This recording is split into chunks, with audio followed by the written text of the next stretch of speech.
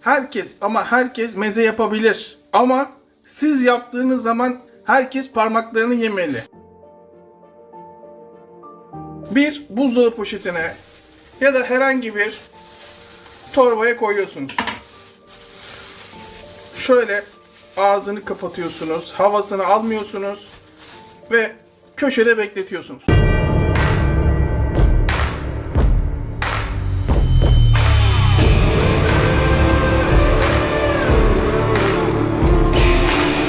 Genelde marka göstermem.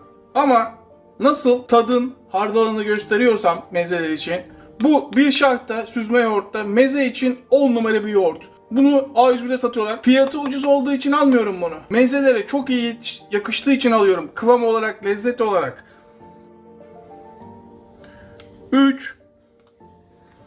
4 yemek kaşığı süzme yoğurt. Tam net gram isteyen varsa restoran usulü söyleyeyim 125 gram olması lazım. Ama 4 yemek kaşığı yeterli bizim için. Her bir porsiyon için bir tane sarımsak. Hemen rendeliyorum. 2 yemek kaşığı evinizdeki en kaliteli zeytinyağı. Çay kaşığınızın ucuyla tuz. Zeytinyağın aroması geçsin diye zeytinyağı koyduk burada. Kıvamı görüyorsunuz değil mi? Burada sırasını beklesin. Bakalım patlıcanımız ne oldu?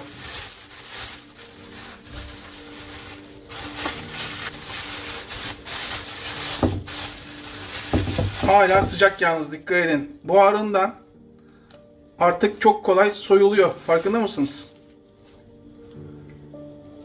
Bak görüyor musun? Şöyle bir bakalım. Evet. Yalnız ne kadar sıcak olduğunu görüyorsunuz değil mi? Hala dumanlar çıkıyor. Poşetin içinde çalışma dedim, temiz çalışın falan değil. O is tadı, mangal tadı tamamen patlıcanın içinde kalsın diye. Şimdi sizden istediğim, bakın büyük büyük parçalar istiyorum. Onun için patlıcanı şöyle ilk başta ortadan ikiye kesmeniz. Çünkü çatala gelmeli patlıcanlar. Daha sonra böyle ne çok küçük ne çok büyük parçalar elde etmenizi istiyorum. Patlıcan soğuduktan sonra şu büyüklüğüne bir bakalım isterseniz. Görüyor musunuz parçanın büyüklüklerini? Bu büyüklükte olmalı. Küçük küçük değil. Patlıcan da hemen oyuna. Şöyle patlıcanlara zarar vermeden bir porsiyon yapıyoruz. Dikkat edin. Yani 2 kişinin doyacağı kadar. Yarım yemek kaşığı tereyağı. Tereyağı eridiği anda, daha kaynamadan, çatır çutur etmesini istemiyoruz.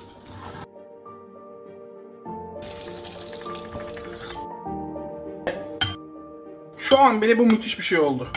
Şimdi bunu beyaz atoma çevirelim. Biberlerim çok sert değil, görüyor musunuz? Ama sert olsaydı da beyaz atom yaparken bunu suya koymayacaktık. Şimdi klasik, çünkü diyenler çıkar. Ya Koray bunu suya koymayacak mıyız? Ortadan ikiye bölüyorum. Bakın. Şu içerideki şu kurumuş yeri istemiyoruz. Bu arada ocağımızın altını yakalım. Zaten zeytinyağı, tereyağın lezzeti orada. 1, 2, 3 yemek kaşığı zeytinyağı.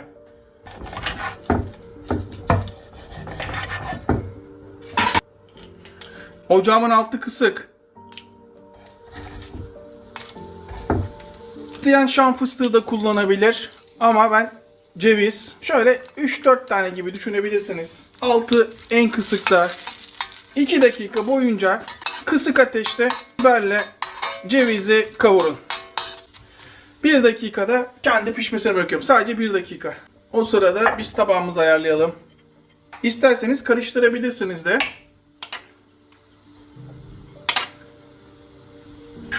Ve bakın nasıl bereketli oldu, görüyor musunuz? Bir yarım daha çıkar.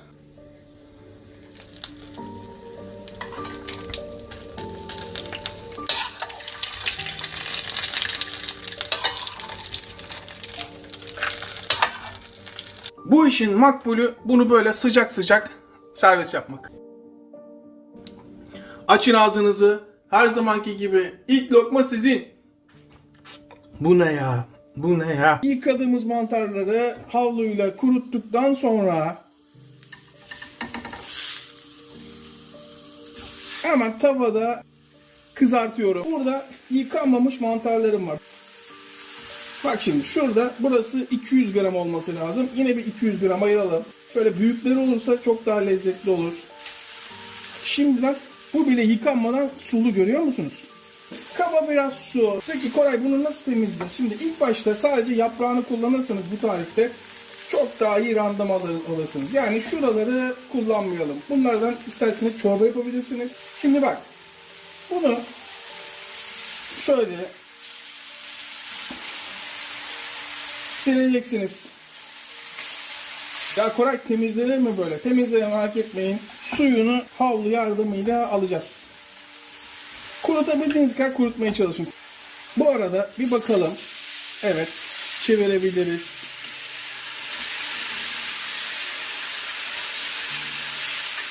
Toplam 10 dakika sonra tamamen pişti. Görüyor musunuz? Tamamen ızgara tadını da alacağız. Döküm tavanın faydaları. Şimdilik döküm tavayla bitti işimiz, ama şimdilik yine tuz sıcakken. Hadi isterseniz sıcakken şöyle bir yemek kaşığı kadar zeytinyağı koyabilirsiniz lezzetlenmesi için. Karıştıralım. Bakın şu görüntüden incecik kesilmiş et gibi gözüküyor demez misiniz? Kırmızı soğan. 2 meze yapacağız. Sadece yarısı benim için yeterli. Fakat bakın, bunu aynen bu şekil yapıp buraya kadar tarifte etlerin yanına koyabilirsiniz. Makarna yaptınız değil mi? Küçük küçük doğrayıp makarnanın içine koyabilirsiniz. Et koymanız, kıyma koymanız gerekmez. Hani daha ucuz olsun isteyenler varsa, ama çok daha lezzetli olur, haberiniz olsun. Soğan az bile olsa mutlaka ovuyoruz. Mutlaka. 5 dakikadır ovuyorum. Bakın, görüyor musunuz? Soğanın bütün suyu elime çıktı. Hemen bunu yıkayalım. Bak, bizim Rıfkı'yı görüyor musun? Yine terör estiriyor kedi dışarıda. Duyuyorsunuz değil mi sesleri? Geliyor mu kamera acaba? Şimdi bunu hemen yıkıyoruz. Bir bağ maydanozun bir tutam. İnce ince doğra. İsteyen dereotu da koyabilir. Dereotu da kullanabilir. Hangisini seviyorsun? İster maydanoz, ister dereotu. Ben burada maydanozu daha çok yakıştırıyorum açıkçası. Limon miktarı çok önemli. Fazla limon bütün her şeyi batırabilir. Bakın şöyle 2 yemek kaşığı limon yeterli. 1 yemek kaşığı mayonez. Koray, mayonez mi? Muhteşem bir meze yapıyoruz. Bakın, eski İstanbul Rum meyhanelerinin tarifini yapıyoruz. Her yerde bulamazsınız. Yarım tatlı kaşığı, şöyle bir yarım daha. Toplam 1 yemek kaşığı hardal. Balzamik sirke. Koray, balzamik sirke kullanmalı mıyım? Artık evinizde şunu bulunduralım. Bakın, 1 yemek kaşığı balzamik sirkesi en az. Tuz. Tuzla aranıza girmem. Ne kadar istiyorsanız o kadar. İstiridye mantarı tuzu sever. Şimdi şu harcı karıştırıyoruz.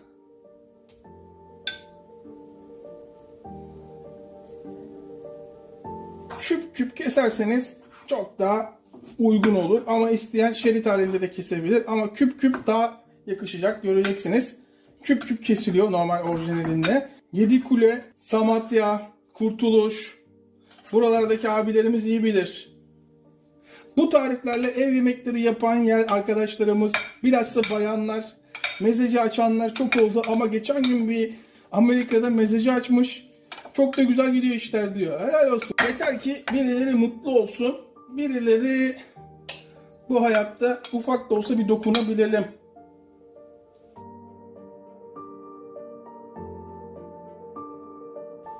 Hop. İşte bu.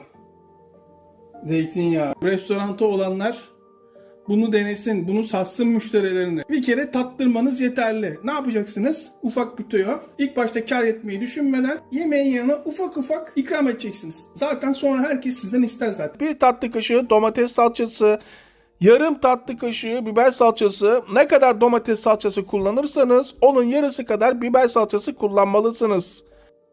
Kafalarda hiçbir soru işareti kalmaması için çay bardağı ölçüsü yapalım. Yarım çay bardağı zeytinyağı. Hemen üstüne yarım çay bardağı nar ekşisi.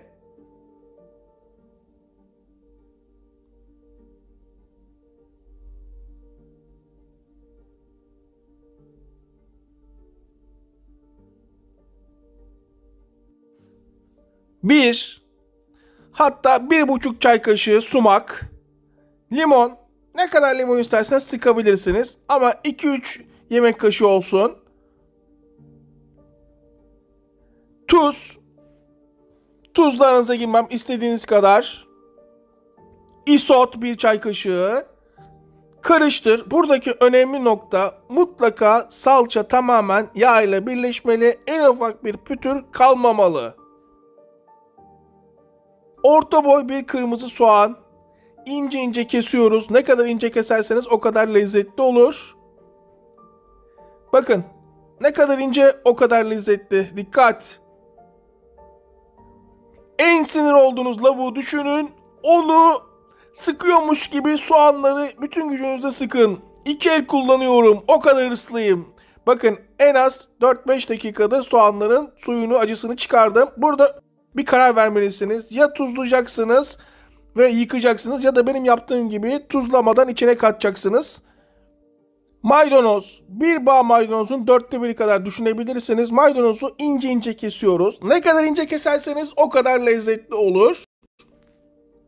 İnce ince kestikten sonra hemen mezenin içine evdeki istediğiniz bütün biberleri kullanabilirsiniz. Ben domuz biber kullanacağım. Normal biberim kalmamış. İsterseniz sivri biber, isterseniz Charleston biber bile kullanabilirsiniz. Kapya biber mutlaka kullanın. Saat şu anda gece 3. Evde olmadığı için ben kullanamıyorum. Yoklukların kanalı. Kapya biber varsa kullanın muhakkak. Karıştıralım. Bütün malzeme birbirine girsin. En ufak bir pütür kalmasın. İyice karıştırın. İyice karıştırdığınıza emin olduktan sonra tabağımızı yapalım. İster kebabın yanında, ister balığın yanında inanılmaz yakışır. Biraz ceviz, üstüne cevizle süsleyelim. Hem daha şık olur, hem de daha lezzetli olur. İş yerleri bu tarifi kaçırmayın. Mutlaka meze tariflerinize katın. İsterseniz ikram olarak verin. Prestijiniz artar. Normalde sade helvalı yapılır diye bilinir değil mi? Alakası yok. İstediğinizde yapabilirsiniz. Yeter ki şöyle 250 gram, 1 yemek kaşığı, şöyle dolu dolu 1 yemek kaşığı tereyağı, limon suyu ihtiyacımız var. 1 yemek kaşığını geçmeyin. Fazla ekşi olur. Şöyle 1 yemek kaşığı limon suyu. Çay bardağı kullanalım. Kafalarda soru işareti olmasın. Süt markası hiç önemli değil. Bu bütün döktük. Bütün restoranların, balık restoranlarının yaptığı taktiktir.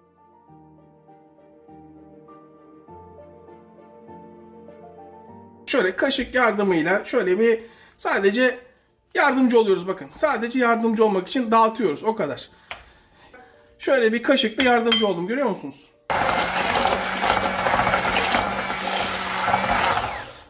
Görüyor musunuz? Tamamen pürüzsüz, akışkan. Harika. Şimdi devam. Yine bir güveç. Bir kepçe yardımıyla.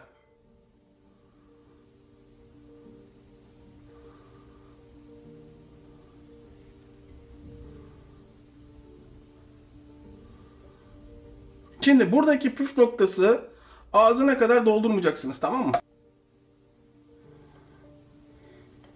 Bakın bunu da birer parmak boşluk bıraktım. Burası önemli ve bu hemen bakalım, görüyor musunuz? İçinde oynuyor. Böyle olması lazım yapısı. Bu da hemen fırına. Önceden ısıtılmış fırında 20 dakika ama fırınlara göre değişiklik gösterebilir. 200 derece. Bakın bunu tutabiliyorum. Bunu biraz daha önce fırından çıkarttım. Beklettim şöyle bir kendine gelmesi, çekmesi için. Normalde bu şişik şekilde çıkıyor. İsterseniz o şekil servis yapabilirsiniz. Görüyorsunuz değil mi? Bakın kuru olmadığı herhalde anlaşılıyor. Şam fıstığı, isterseniz ceviz, isterseniz fındık. Şunun bir tadına bakalım. Bak nasıl yumuşak, görüyor musunuz? Böyle olmalı, katı olmamalı. Ay, aldığınız zaman böyle sulu sulu gelmeli. Görüyorsunuz değil mi kıvamını? Hop, aman Allah. Devam. İnanılmaz lezzetli. Yaptığınız zaman diyeceksiniz ki Koray, bu kadar mı birebir ölçü verilir? Bu kadar mı ölçü tutar? Umarım yeni yıl herkese sevgi, sağlık, mutluluk getirir. Sevdiklerinizle mutlu zaman geçirmeniz için eski tariflerden, mezelerden bir potpourri yaptık. Hepimize yine sağlık. Tekrardan herkese selamlar.